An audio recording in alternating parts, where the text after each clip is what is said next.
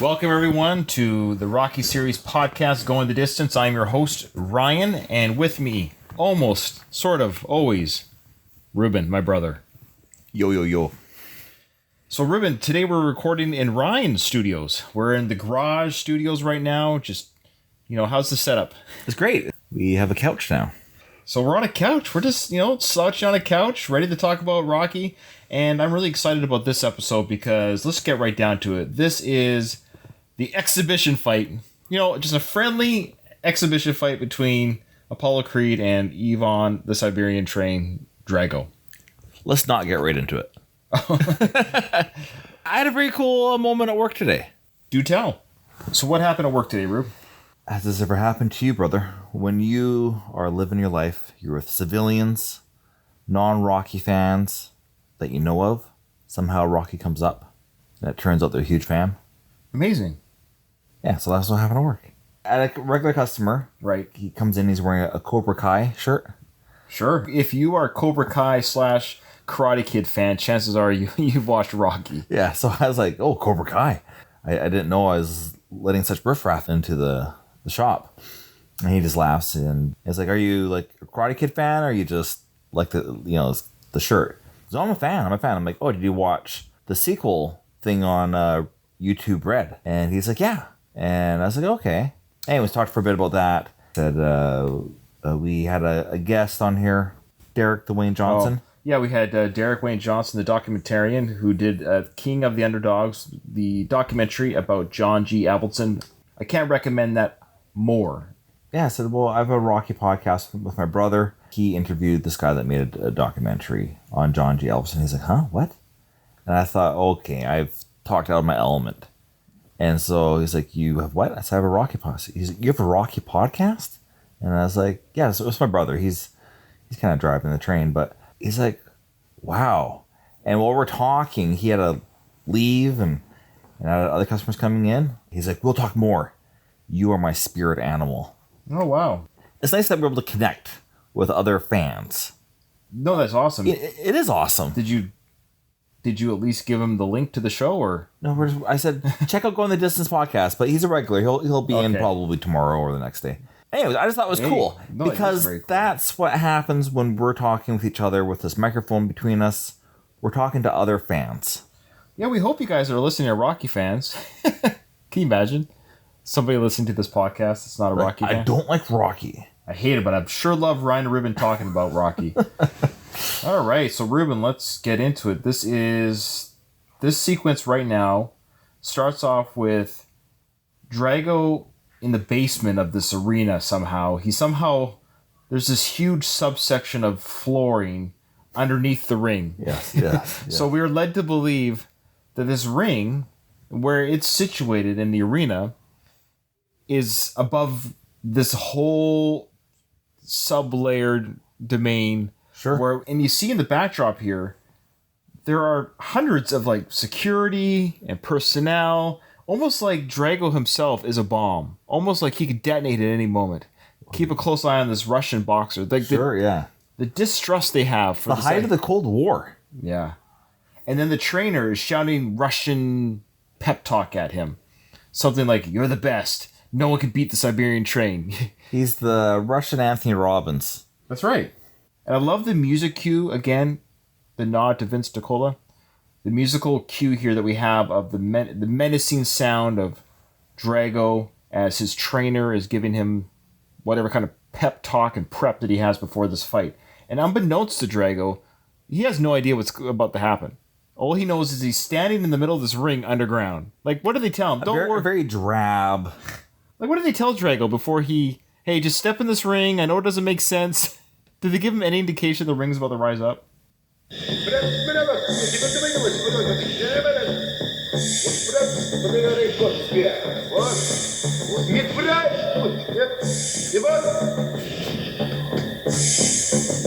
there's a great sequence there where the trainer calls for Ivan.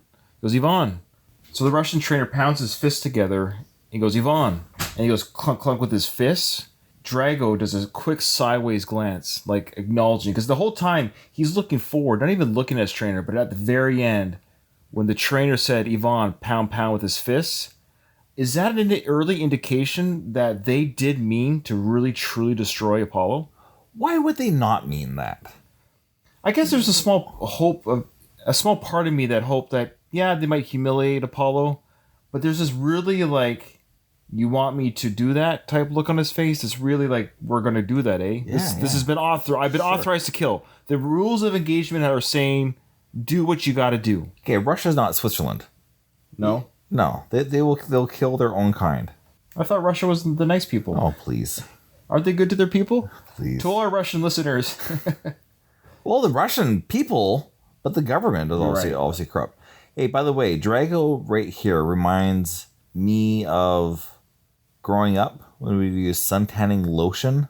What's that brand? That brown bottle? You lotion yourself up to get a really dark tan. Right. I don't know, but some sort of suntan. Tropicana, tropical, right. yeah. He is greased right up here. Yeah. Well, they put Vaseline, as we've talked about this before in our show, Ruben, where they Vaseline the face and the eyes so the skin doesn't tear. Yeah. But he's greased right up. He looks good to go.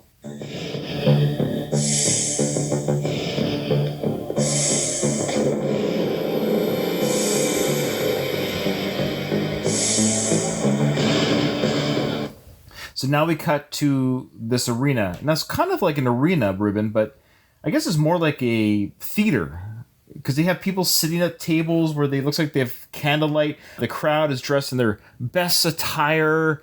It's never said if this exhibition was a fundraiser or not, but it almost looks like some sort of fundraising type event. People are dressed in shirt and ties. We have a police escort for Adrian to her seat. We have evening gowns and seating arrangements. It looks very fancy. But they're all surrounding or in front of what will eventually be the ring that comes up.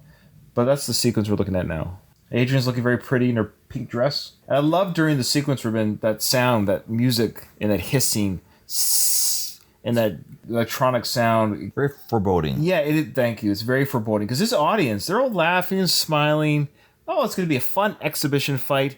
But we as an audience, of course, are led to believe, and rightfully so, that this is not going to be fun. This is going to be a disaster. It's kind of like when you're watching like a Vietnam movie, and then they have like cheery CCR music playing, where everything's exploding. Right. There's a word for that, like in movie lingo. I don't know what it is. So I haven't done my homework. When something cheerful is happening, but you have menacing music, it's the opposite. So if they're doing something brutal, like a Vietnam War fight, but they kind of have upbeat music, it's kind of a reverse type music for. Yeah. Oh, interesting. We should look that up. You can Google it if you want. I like to Bing. I'm going to Bing this first, and then I'll ask Jeeves. So here we have the actress. I forget her name. I don't have it in front of me, but she plays Paul's wife, and I think she was in part 2 as well. She's sitting down, and she's looking okay. She doesn't seem too stressed. And in walks Ludmilla Drago. She's a very formidable woman, Bridget Nielsen, in her prime here. You know, tall, beautiful, but strong. You can just tell she does have a presence about her that she carries on the screen. I don't know about you, but I think she seems to have a real charisma on screen. I think she's still in her prime. She's 54. I know. I think she's 55. Yeah, not bad. Yeah. Just had a baby. Grats.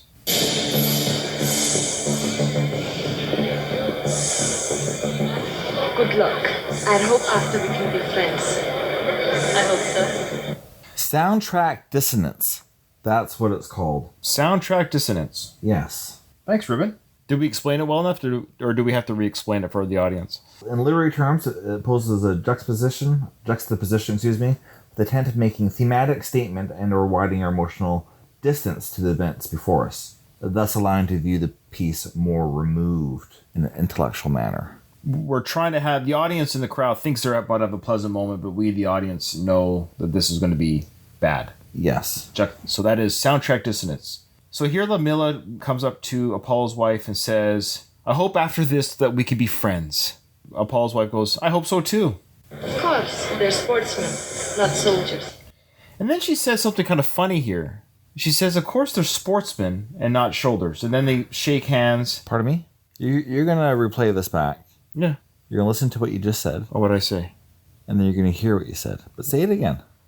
Ludmilla says to Apollo's wife, remember, they are sportsmen and not soldiers. You said shoulders. Did I say shoulders? I'm just tongue-tired. They are sportsmen, and they're not shoulders too. They have shoulders. You're correct. You're correct with both statements. But they're not soldiers. No. But this is funny because Drago is. He's a captain in the army. Yeah. Now, granted, the role they're playing in the ring at this time is not one of combat arms. Well, but we're led to believe it's not. True. Yeah, he's under a military thing. He's a soldier. That's a very good point. He is actually right now under military command on a military mission. Yeah. And his arms are truly lethal weapons. I don't want to spoil anything, but to anyone who's actually watching this movie as we talk about it. He's in the Lethal Weapon movies. No? Not funny? He said his arms are lethal weapons. You don't want to spoil anything. No, he's not in the Lethal He's in the Lethal Weapons movies. We might confuse some of our listeners.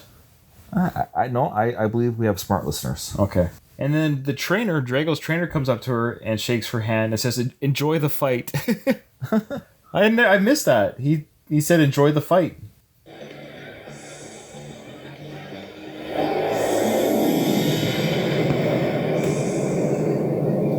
So here's a great sequence that's coming up, of course, is the ceiling above Drago is now opening. There's that light that shines down on Drago. He looks up, and the menacing music fades away, because the only one that can break the only person in the world at this moment that can break the tension.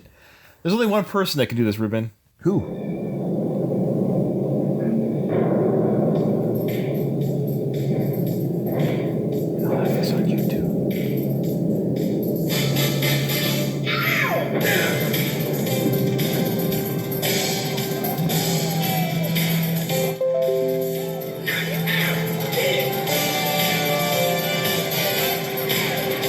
Okay, this music kicks in. Of course, it's James Brown, Living in America.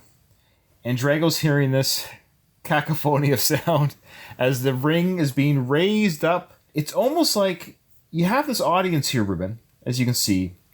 So Drago is seeing this that we're seeing on the screen right now. There's an audience in a theater looking out at the stage. You know what this reminds me of? King Kong. When King Kong was brought from the jungle, and he was brought on the stage to all the rich people in chains. And he was brought forward to the people and said, "Look at this beast from the east. Look at this creature that has come onto our soil." And that's exactly what Drago is. He comes up in some sort of like monstrous display. And he's on display for all these American people, many of whom are, rich white people, looking at this beast. And they, they're in awe and they're fearful, but they're safe behind the velvet rope. Just like King Kong broke his chains and made the audience in fear and chaos, Drago does the same at the end of the fight. Interesting. Is this your own? Yeah, I just literally thought of it as I'm looking at Drago coming up, looking at the audience. It's beautiful. It's King Kong. It is. You're right. It is. You're right. Derek, if you're listening, I got another question for you to ask Sly, that if you ever made the King Kong reference here. So the groups are dancing. You got these guys, Ruben, wearing blue and white leotard outfits, and they got these little American hats on, doing choreography. Now, we can argue that Stallone, he directed this film, of course, Part 2. Mm-hmm. He also directed Staying Alive, which was the Saturday Night Fever Part 2. Very familiar with that. I could argue that his dance routine directing probably came in handy when he had to direct this. Sure, he's able to pull that feather out of his hat, apply it to this.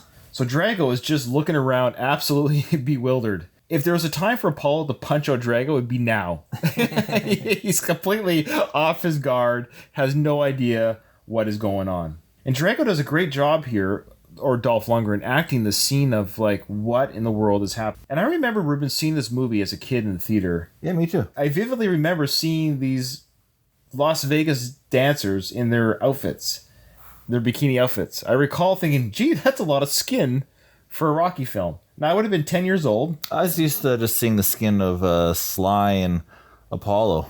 That's right. It would be a double standard to say that these girls are covering just as much of their private parts as the boxers are.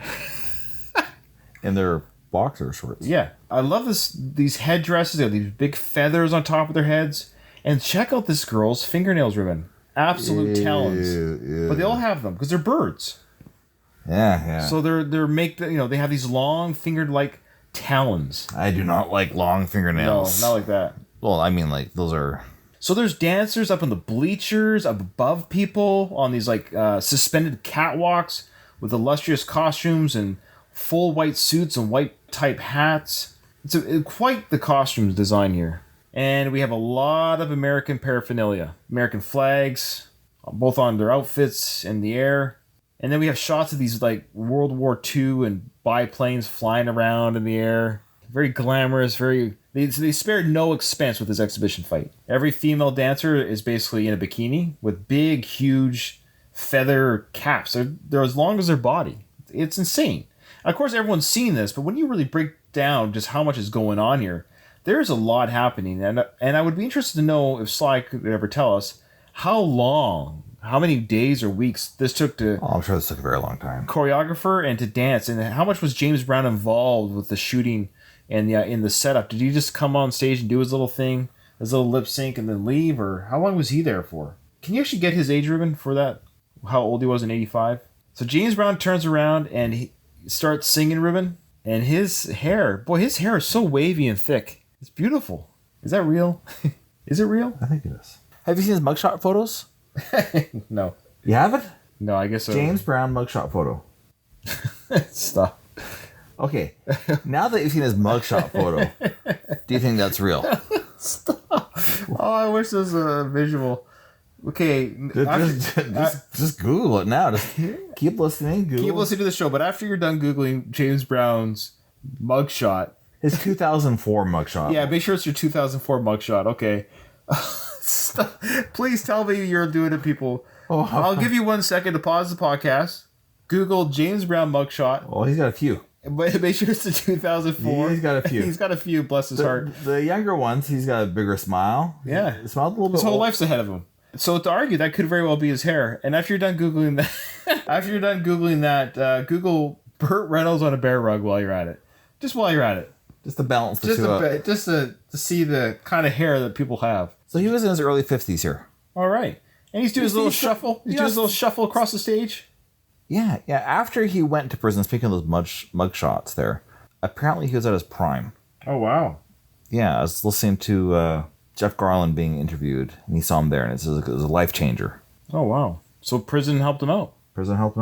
Awesome. That looks like the scene from Kiss, Paul Stanley, if he was doing blackface. Yeah, that's Paul Stanley in blackface. So if you go to minute 2414 of the film, you'll see the 4 backup singers, or the 3 backup saxophone and trumpet player, and the backup singer there has a beautiful set of hair, Paul Stanley-like hair from Kiss. And the crowd is just digging James Brown. They love it, waving their flags. This is a pro-American exhibition fight. Absolutely. They are all behind their country, and as they have every right to be. Then we have this great outfit, Ruben. We got Apollo coming down, wearing the American shorts, the American long trench coat tight vest, white boxing gloves, and the American top hat. U.S. flag design. Absolutely amazing. And behind him is this big, elaborate devil bowl. I don't know how to describe it. It's a golden calf with golden calf. With huge horns and like red demonic eyes. And it's blowing smoke out of its nostrils. It's actually an amazing set piece. And Drago's looking at it, and Apollo's pointing down at Drago, and Drago's looking up at Apollo. And this is interesting, because throughout the beginning part of this performance, Drago's looking around at the planes flying in the air, the dancers, James Brown singing. He's never seen that before in Russia. I don't think there's any black superstars in Russia. There's probably less in America. Yeah. Coming down now is Apollo, and Drago has changed his look of awe and wonder to now absolute focus. This is my enemy. I have him in my sights, and everything around me I don't care about. So here's a little trivia. I just kind of Googled the golden calf, to what it symbolizes. Like, why did they choose a golden calf? Okay. Returning to the Israelites in great anger, Moses asked Aaron why he had not stopped the Israelites when they had seen them worshiping the golden calf. Mm-hmm.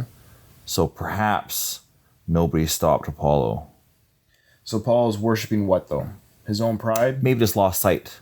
Oh, he lost sight of the true goal. Yeah. What's important in his life. He's dancing, in front of a golden calf. There is probably something to that, absolutely. He's a Catholic.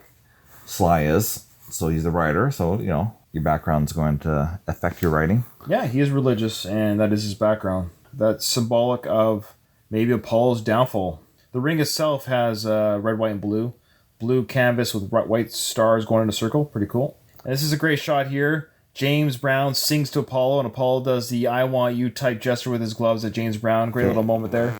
Now, Apollo's wife is digging the sounds, the dancing, and Carl Weathers, he really can move and groove. He's got that real swagger. He does. It's a real, genuine swagger. He's got the type of swagger that's really prominent in boxers. Well, I guess they dance. Well, okay, people. Well, yes. I mean, we learned about in part 3 when Apollo trained Rocky. He did tell Rocky, "I'm going to train you basically like a colored fighter. I'm going to teach you how to move and groove." Because Rocky, though he punched hard, he wasn't graceful. There's something about, I guess, Apollo and the way he was raised in his upbringing of a boxer. He wanted to instill that into Rocky. I guess you could argue that's just that style and grace and be able to move. And Rocky, because he'd just come head on and wouldn't move. And so he learned how to move because of Apollo, to do that kind of dance and moving. So Adrian's kind of looking around. She's taking this event in quite tentatively. She's not that thrilled about it. I think she's sensing that music that we heard at the beginning. She's hyper aware of the danger that's in the atmosphere, in the area. And as the golden calf bullhead comes down, it starts to fall apart. It becomes, the horns fall off, the face falls apart. I found that very interesting. Well, Transformers was huge back then. Then we have this, yes, sorry. You're all business, eh? I apologize. Yes, Transformers was big back in the 80s. Thank you for validating. Though the head doesn't transform into anything, it just falls apart. It'd be the worst type of Transformer, Ruben, if Optimus Prime, when he transformed, just fell apart. I think those are GoBots. Yeah, the GoBots fell apart. By the way, they were the original ones. Well, that's fine. Transformers bettered the product. Yeah, they did. I love how they come out here. You have Tony the trainer, Tony Duke coming out with Rocky Balboa and Paulie, and they're all wearing Boss outfit shirts. How much did Boss pay to get their name in this film like this? I'm sure it paid some bills. I wonder what the amount was, because that's pretty prominent. 3 Boss outfits.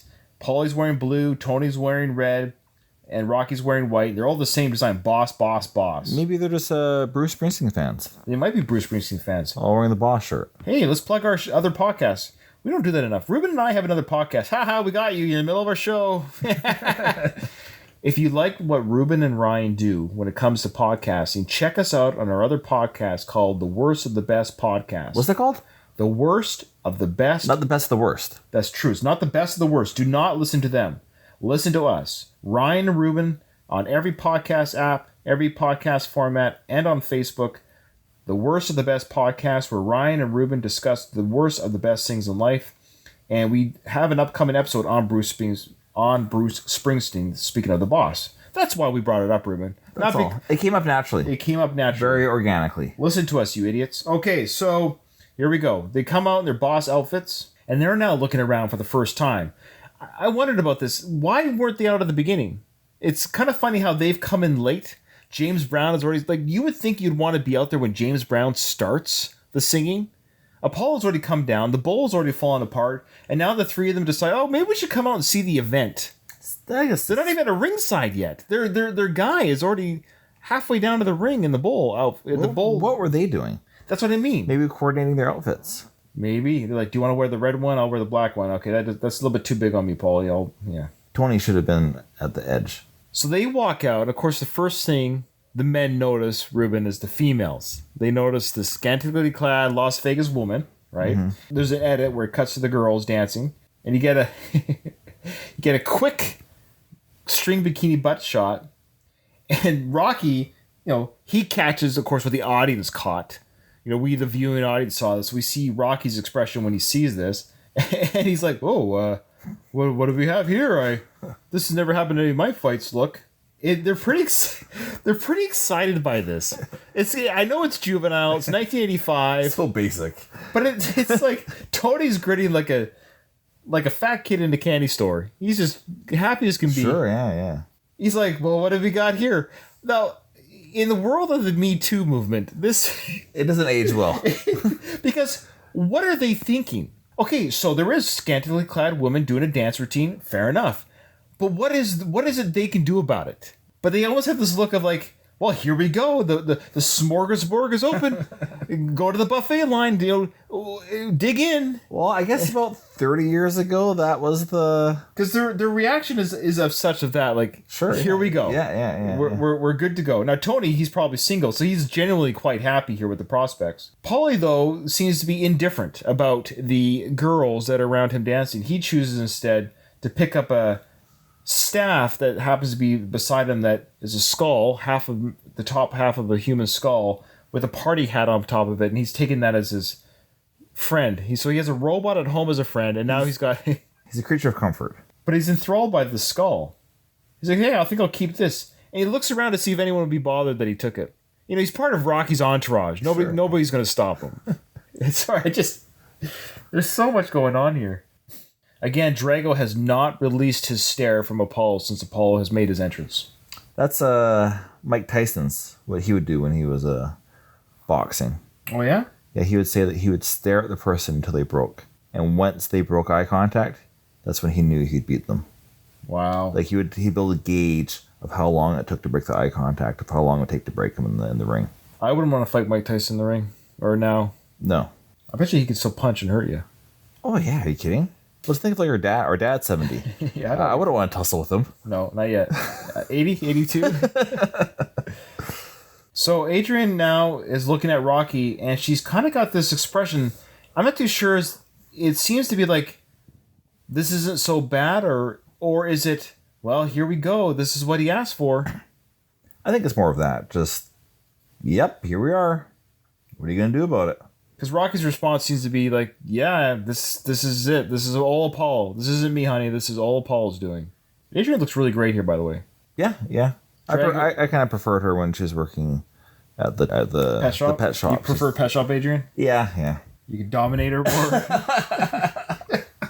Now, I had a friend, I want to give a shout out to an online friend, he goes by Rocky, and he hosts the YouTube show called The Super Ugly Show, and he's commented a few times on his show, and so I give full credit to him, where he feels that Apollo may have won this fight had he not danced for half an hour before the fight started. Dang it, I wish I said something. Oh, sorry. But I wanted the eye contact. No. The eye contact thing, I was going to go eye contact comment, or I was going to say... Man, he's probably already tired out by the time he gets to Drago. I believe you. I trust me. I believe. I could tell by your expression, Ruben, that was on your mind. But I never caught that before. Like, I never even thought about that. But yeah, he has been dancing, doing cardio for this whole song, Shucking and jiving. and he's dancing right now in the front, joining the ranks, joining James Brown. I wonder how much direction Carl Weathers got to dance with the group. Did Stallone tell him, just do what you want to do, just shuck and jive, just dance around, let loose? I think so, probably. It would have been pretty cool for Carl Weathers, I'm sure, or for anybody. But I'm not saying just because, yeah. I'm sure it was really a cool moment for Carl Weathers to dance on stage with James Brown. That's on screen forever. Yeah, but I think that's on screen forever is James Brown's mugshots. Yeah, if you haven't a chance yet, again, pause the podcast, Google James Brown mugshot. 2004 is a good one. And when you're done that, Burt Reynolds and the Bear Rug. Both are just beautiful, beautiful men with beautiful hair. In the part of the music here, Ruben, when James Brown sings Eye to Eye, Apollo does a double fist bump to Drago, Eye to Eye, and Drago does look away. Check it out. He's almost like annoyed or embarrassed, I think is what it is, not afraid. You tell me what you think of that expression. I think he was questioning some feelings that he had stirring inside. He might have had some feelings, yeah. Everybody's all oiled up. Nobody's wearing anything. I don't think so. So now he's looking back at Apollo. I think he's actually... wearing silk robes. Yeah. But he's looking at Apollo here. It's an interesting look. He looked away, and then when Apollo turned back, he kind of looked back at Apollo. I just wonder what the direction was from Sly. Because he did look away, and he looks back at Apollo, and he kind of seems like... almost like, you got to be kidding me. Well, I think everybody's thinking that. If you're there watching this, you go, okay, this is a little much. You know what I mean? It's like a halftime show without the halftime. Well, we're about to have a show. Even Rocky here, at this point, near the end of this singing, he puts his hand into his face, kind of like, okay, all right, let's, this is getting a little bit much. Does anybody actually enjoy this type of dancing? Vegas has it. I know that they have, but it's like shtick. Did James Brown kill Apollo?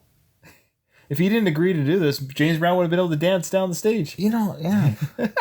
James Brown. That's what the mugshot is he was a complicit. I don't know. I find this type of entertainment not entertaining. It's fun in this movie. Like, it's, you know what I mean? Like, it's about as fun as it gets, is this montage of our dancing sequence. I wouldn't want it any longer. It's long enough. It's they do the whole song. Like, I would not go to Vegas. And are these the Can Girls? Is that what they're called? I think so. And then the music that they're dancing to. Yeah. It's like, oh, please. So James Brown ends his performance room with the famous, "I feel good." Yes. And this guy comes out of the stage. That's his trademark. With the cloak, and James bows to the crowd and for the performance well done. And I'll just listen to that again.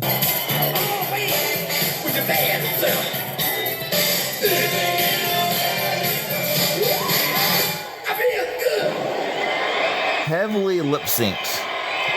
Yeah. He's not even remotely near the mic. No. He's not near the mic at all. When he says, "I feel good," it echoes throughout the theater, but he's like 30 feet away.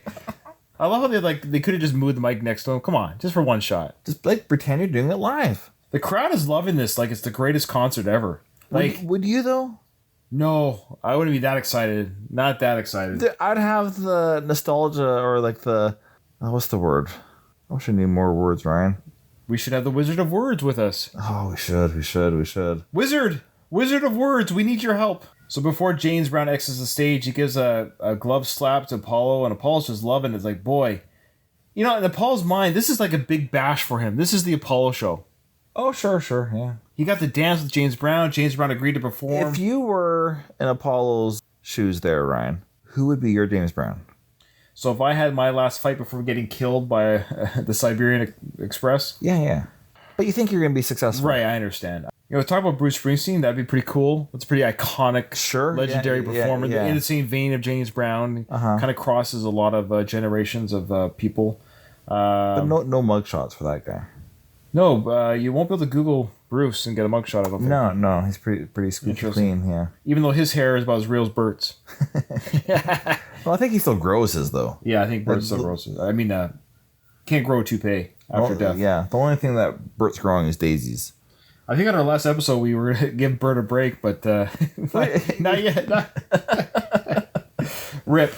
That's your man? I think off the top of my head, I'm trying to think of something that would be enjoyable by a mass audience that I would also enjoy myself. I think Bruce is a good pick. Okay.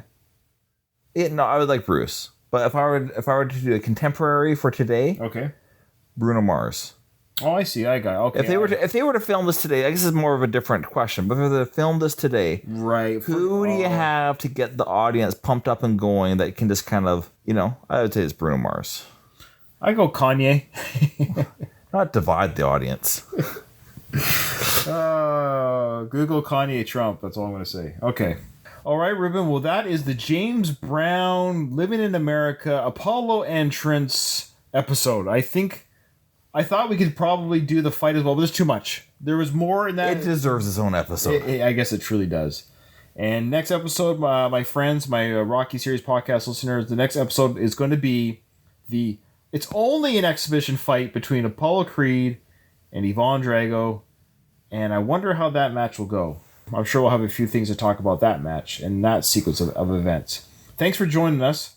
Remember to go on iTunes and leave us a 5-star review. And even if you're too lazy to write us a review, you can just leave us 5 stars. You don't have to write a review. Did you know that, Ruben? You can actually just give a rating without a review. Bless your heart. And if you don't want to do that, go on Facebook. Leave us a review and like us on Facebook. Like us on Twitter. Follow us on Twitter. We appreciate it, guys. We appreciate the comments that we've already received from our last week's episode. Love you guys. Keep listening. Keep punching. And what do you got to say there, Rue? Ding, ding.